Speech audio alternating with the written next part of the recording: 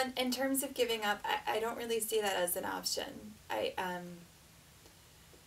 one of my favorite quotes from when I was young, I think came from the movie G.I. Jane, and it was a D.H. Lawrence quote, and it said, "I never saw a wild thing sorry for itself. A bird will fall frozen dead from a limb without ever having felt sorry for itself." And that resonated with me because I think a lot of the times that we feel like we can't go on, or what is the point, or this is so hard, it really goes back to feeling sorry for ourselves. And for me, what I need to do there is shift my perspective.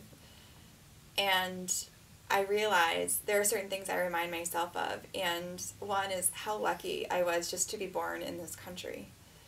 You know, to be born in this country that has an amazing number of resources and a stable government, and no matter what our complaints are about things, it's still head and shoulders above 90% of the other people in this world. And I keep in mind that I have my health, no matter what small issues, or sometimes to me seem like big issues health-wise. I, spent 2 years in Iraq, and many of my friends and coworkers didn't come back, or if they did, they came back in a very different shape than when they went in, and are dealing with some stresses, whether it's traumatic brain injury or post-traumatic stress, that are to a magnitude that I haven't had to deal with yet. And so keeping that perspective, and then keeping the perspective of where I want to be.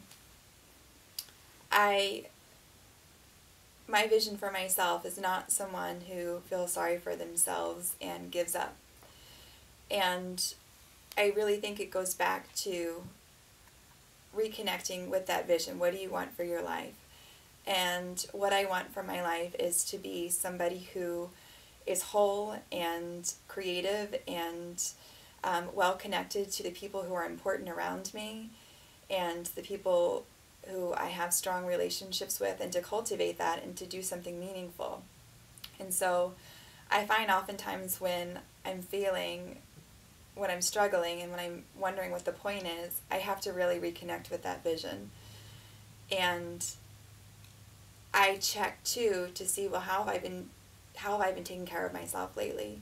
Like, have I been practicing yoga every day, or have I been working out in some way every day? How have I been eating? Have I been drinking too much? And often those times when I feel totally strung out are those times that I haven't been taking care of myself, and I haven't been reminding myself of my vision, or I've totally lost perspective on how lucky I am.